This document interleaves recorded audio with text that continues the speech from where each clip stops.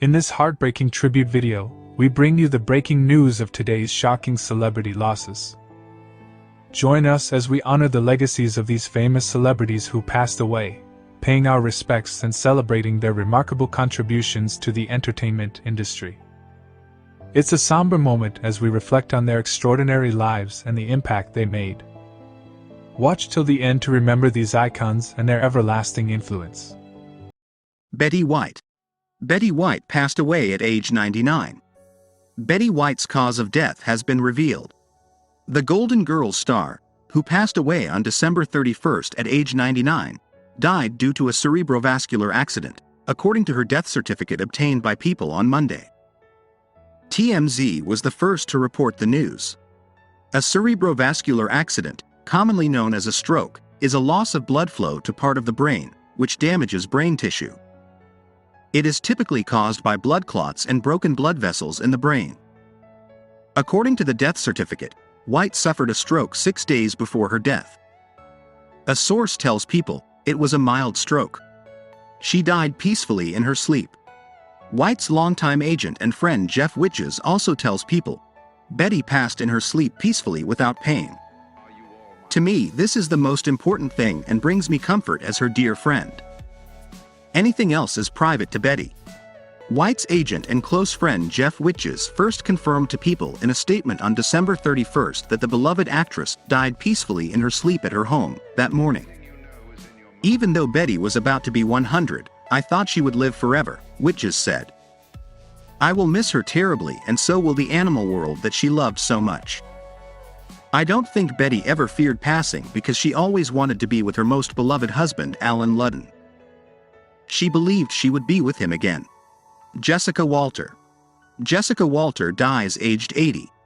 Walter, best known for her Emmy-winning role as Lucille Bluth in Arrested Development, died in her sleep at her New York home. It is with a heavy heart that I confirm the passing of my beloved mom Jessica, said daughter Brooke Bowman in a statement. A working actor for over 6 decades, her greatest pleasure was bringing joy to others through her storytelling both on screen and off.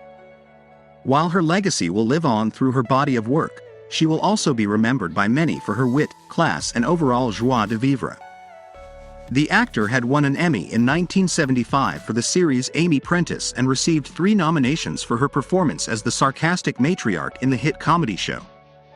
Walter was also known for her voice work in the animated series Archer, playing Mallory Archer, the former CEO of the International Secret Intelligence Service. Her most notable big screen role was in Clint Eastwood's 1971 thriller play Misty for Me, as a woman scorned, a film many saw as a vital inspiration for Fatal Attraction. Her other big screen turns included John Frankenheimer's Grand Prix and Sidney Lumet's The Group, both released in 1966. I lost more parts than I've ever had, but you realize quick that you have to be like a terrier with a bone, she said to Elle in 2019. So I did the circuit. My God, I did the circuit. If it's a good role, I don't care what the medium is, I take it. George Segal. George Segal dead at 87. George Segal, whose long career began in serious drama but who became one of America's most reliable and familiar comic actors, first in the movies and later on television, died on Tuesday in Santa Rosa, Calif. He was 87. The cause was complications of bypass surgery, according to his wife, Sonia Segal. Sandy-haired, conventionally if imperfectly handsome, with a grin that could be charming or smug and a brow that could knit with sincerity or a lack of it, Mr. Segal walked a line between leading man and supporting actor. To younger people, he was best known for his work in comedy ensembles on primetime network shows, playing the publisher of a fashion magazine on Just Shoot Me, and a frolicsome grandfather on The Goldbergs, a raucous family show set in the 1980s. But decades earlier, when he was a rising young actor, a handful of dramatic roles placed him on the verge of A-list stardom. In 1965, he starred as a conniving American corporal in a Japanese prisoner of war camp in King Rat, a grim survival drama based on a novel by James Clavell. The same year, he played an idealistic painter whose agonizing and probably doomed love affair with a beautiful bourgeois young woman, Elizabeth Ashley, was one of several plotlines in Stanley Kramer's adaptation of Catherine Ann Porter's novel, Ship of Fools, which places a buffet of class and ethnic conflicts aboard a German passenger ship on a transatlantic crossing in the 1930s. Selena. Selena Quintanilla, her music, image and legacy all still live on today.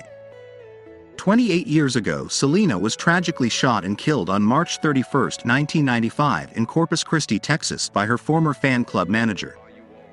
In a clip from KSAT's newscast the day after she died on April 1, 1995, Jesse DeGalato visited Selena's recording studio in her hometown, where she was especially loved and missed. One fan in the news clip is seen mourning the loss of Selena outside the Tejano star's childhood home in the Molina neighborhood in Corpus Christi. "We can't believe this happened to Selena. That's why we had to come here to make ourselves believe she is really gone," the fan told DeGalato. Selena may be gone, but she is not forgotten. Her legacy lives on through her music, her makeup line and her famous movie, where Jennifer Lopez plays Selena. She is also immortalized throughout several murals in San Antonio. In 2020, her family had big plans to commemorate the 25th anniversary of her death with a concert at the Alamodome. Unfortunately, it was canceled due to the COVID-19 pandemic. KSAT spoke to some of her family members before the event was supposed to happen. Chris Perez, who was married to Selena when she died, told KSAT that it wasn't until several years after her death that the realization came about how big of an impact she made and is still making on people's lives. Howard Safir. Howard Safir dead at 81. Howard Safir, who presided over declining rates of violent crime as New York City's police commissioner in the late 1990s, but who struck many New Yorkers as tone-deaf to racial sensibilities after the shooting deaths of black men by his officers, died on Monday in Annapolis, MD. He was 81. His son, Adam, said his death, at a hospital, was caused by a sepsis infection. Mr. Safir, who had a home in Annapolis, underwent double bypass heart surgery and was treated for prostate cancer while he was commissioner. Mayor Rudolph W. Giuliani put Mr. Safir in charge of the police department in 1996. The two men had known each other since the early 1980s, when Mr. Safir was a top figure in the United States Marshals Service and Mr. Giuliani was a senior Justice Department official. 2 years earlier, upon becoming mayor, Mr. Giuliani had made his old colleague the fire commissioner. But in April 1996, Mr. Giuliani needed a new police commissioner to replace William J. Bratton, who had resigned after falling out of favor with City Hall, and it was clear that Mr. Safir's primary assignment was to be his predecessor's temperamental opposite. Mike Williams. Mike Williams passes away at 36. Mike Williams, a former wide receiver in the NFL who played from 2010 to 2014 for the Buffalo Bills and Tampa Bay Buccaneers, passed away on Tuesday after sustaining injuries earlier this month while working at a construction site. His agent, Hadley Engelhard, confirmed the news to NFL Network insider Ian Rapoport.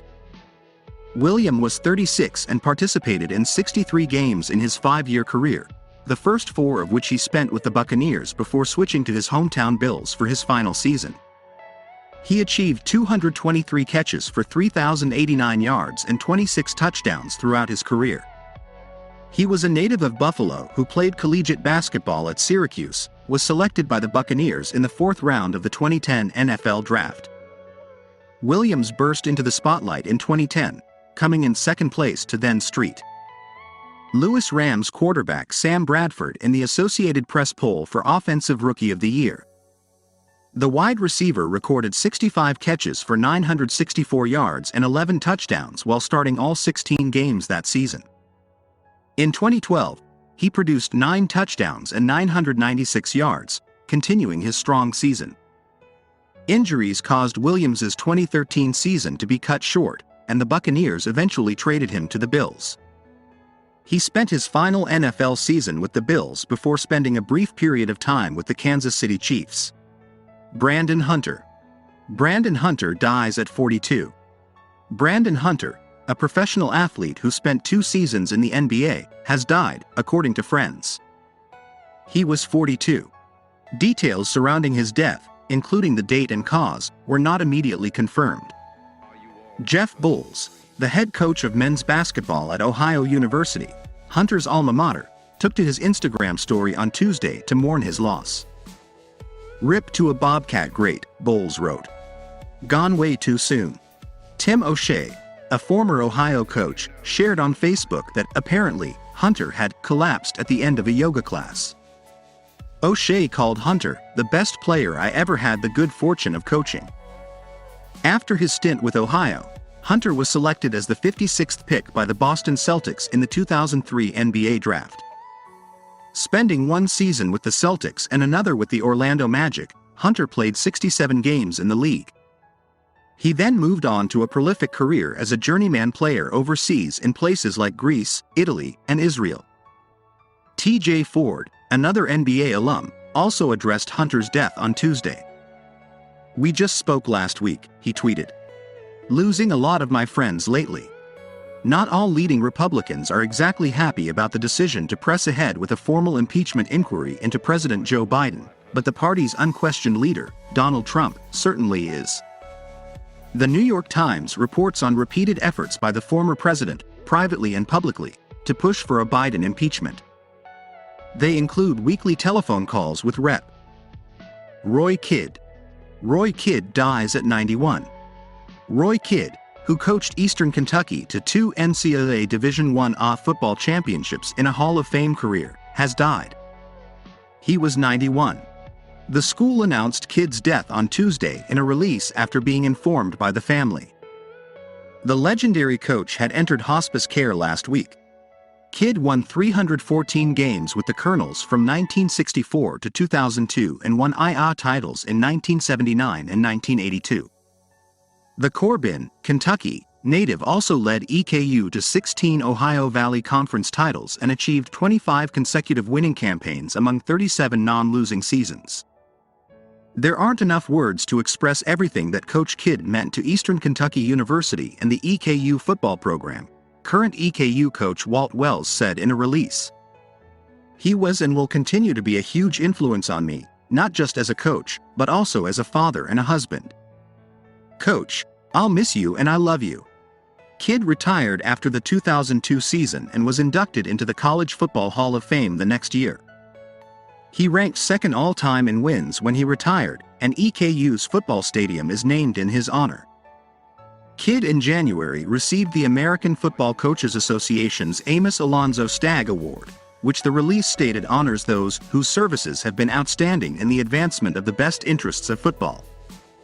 He produced 55 All-Americans, 202 first-team All-OVC selections, and 41 of his players signed NFL contracts. Patrick Stewart. Patrick Stewart died at 83. In the quietude of an October evening, the world received the somber news of the passing of one of England's most esteemed actors, Sir Patrick Stewart. At the venerable age of 83, he was taken from us by a heart attack, marking the end of an era in the world of entertainment. As we grapple with this profound loss, we take a moment to remember the extraordinary life and enduring legacy of a man whose talent and grace left an indelible mark on the stage, screen, and hearts of millions. Sir Patrick Stewart was more than just an actor. He was a thespian of unparalleled stature. His journey from a young boy in Yorkshire, England, to becoming one of the most respected and beloved actors in the world was a testament to his unparalleled talent, relentless work ethic, and unwavering commitment to his craft. His performances transcended the boundaries of theater, film, and television, captivating audiences on both sides of the Atlantic. From his iconic portrayal of Captain Jean-Luc Picard in Star Trek: The Next Generation, to his mesmerizing turn as Professor Charles Xavier in the X-Men film series, Stewart's acting prowess was a force to be reckoned with. He brought gravitas, intelligence, and depth to every character he portrayed, making each one unforgettable. But it wasn't just his acting that endeared him to us. It was his wisdom, his humility, and his advocacy for important causes. Patrick Stewart was not content to simply bask in the glow of his fame. He used his platform to champion social justice, mental health awareness, and the importance of the arts in our lives. He was more than a Hollywood star. He was a mentor, a role model, and a source of inspiration for countless individuals around the world. Sir Patrick Stewart's legacy extended far beyond the spotlight. He was a symbol of resilience, the embodiment of the power of storytelling, and a testament to the lasting impact of dedication to one's craft. In an industry often characterized by superficiality, he remained grounded, reminding us all that true success lies in the authenticity of one's work and the kindness one shows to others. As we come to terms with the loss of this beloved icon, let us also celebrate the life of Sir Patrick Stewart and the immense impact he had on our lives. Let us remember his wisdom, his humor, and his dedication to his art. His legacy challenges us to pursue excellence in our own endeavors, to use our voices for positive change, and to approach life with grace and humility.